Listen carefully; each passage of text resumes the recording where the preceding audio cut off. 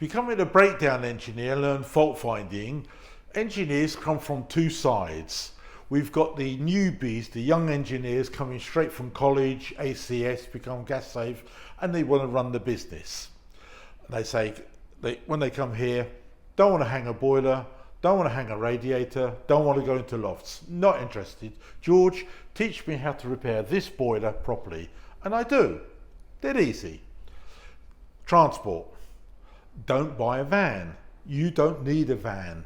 I survived very happily for hundreds of years just using an estate car. So because I used to do high mileage, it's going to be the diesel of choice. But if you work in town and you're going across town, etc., then maybe petrol might be more economical. It's a few pence cheaper, and that's it. Use cruise control and keep it lean and mean. Because it's an estate car, you can only put things in the back. And one important item you need is a parcel shelf. There's the things that you sort of pull out and hide what's in there. Never get any vehicle sign written, whether you've got a big van, small van or a estate car. Do not put anything that says to some of these tow rags, look in here, I've got hundreds of pounds of tools and fittings, help yourself.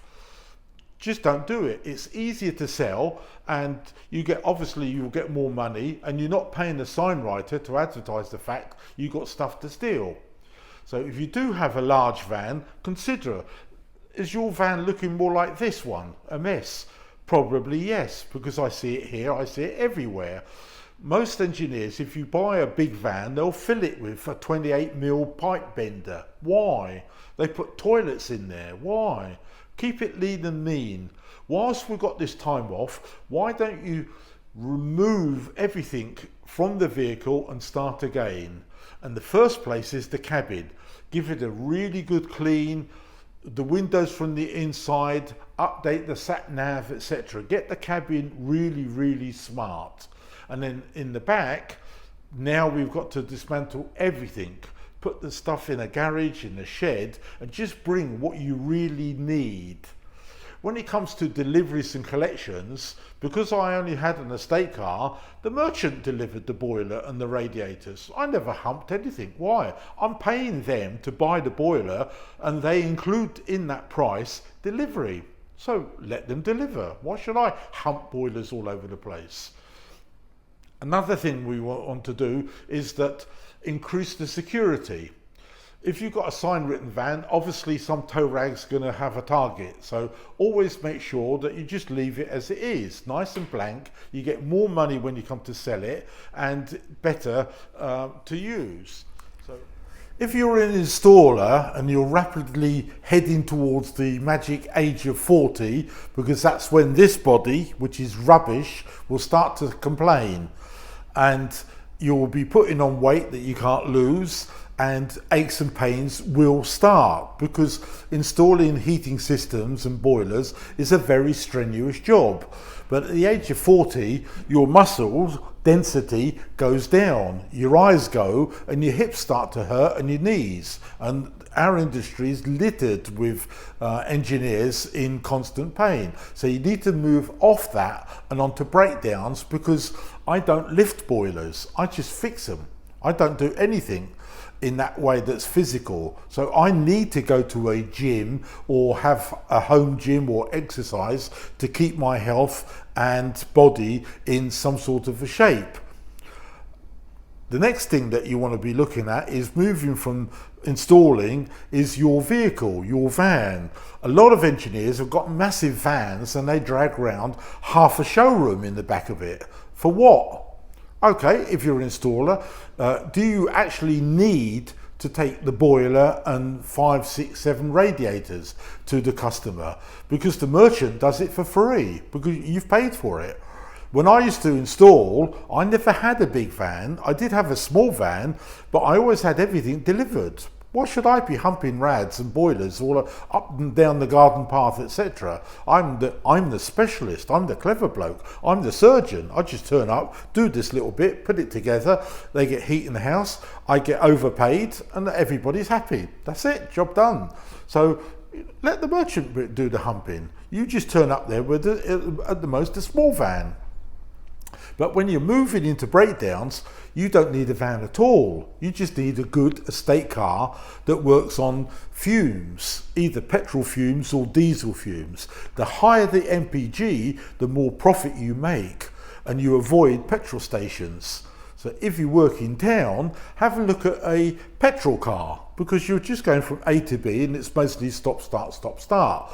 Diesel engines don't really like that. Diesels like motorways, they're like bypasses, they're great. So if you do have a wider catchment area and you go into villages up and down wherever, then obviously diesel will be the choice. But make it a diesel estate car. That forces you to keep small amounts of spares in. Nothing in the seat, nothing in the back that you can afford to lose or show. So make sure that there's those parcel shelves go across, so people walking up and down streets to see what they can steal, because they do. There's nothing in your estate car that's interesting to them, and especially when it's overnight. So I wouldn't sign write a van, I wouldn't sign write an estate car. I'd just make it boring. That means I've got a high chance that nobody will look at me. Parking is another bugbear, because obviously we need to make sure that there's either plenty of people walking past it all the time, because these thieves don't like lots of people, lighting and cameras. So if you do park on your driveway, make sure you've got a couple of cameras and a good spotlight here and there, or several spotlights, that if some hero does walk onto your land, as it were, they all pop into action. And just put back what you need for the next few days or for the next week, the fittings that you're likely to have. Because if you're like me, I'm booked at least a month in advance for installations, but I've also got breakdowns because I like repairing boilers. It's a lot of fun to me and I love it to bits. And I can't help if I'm overpaid, grossly overpaid. It's not my fault. They throw money at me, which is why I got off installing and have stayed most of my adult life fixing boilers. There's a reason. So anyway, have a look at your van security, lighting, cameras, trackers, anything like that, whilst you make that change from being an installer to an installer stroke breakdown, to a breakdown engineer, to a breakdown engineer who does smart controls. And obviously we all know I do that here, so I'm going to help you move that lifestyle over. But it is a gradual process. Can't be done in a week, it can't be done in a year. It takes 2, 3, 4 years to go from an installer to a breakdown engineer, because we need to build up that clientele. And in another video, I'm going to show you how to run a business for over 50 years and be profitable, happy, and have a future. But on this little section, that's the end.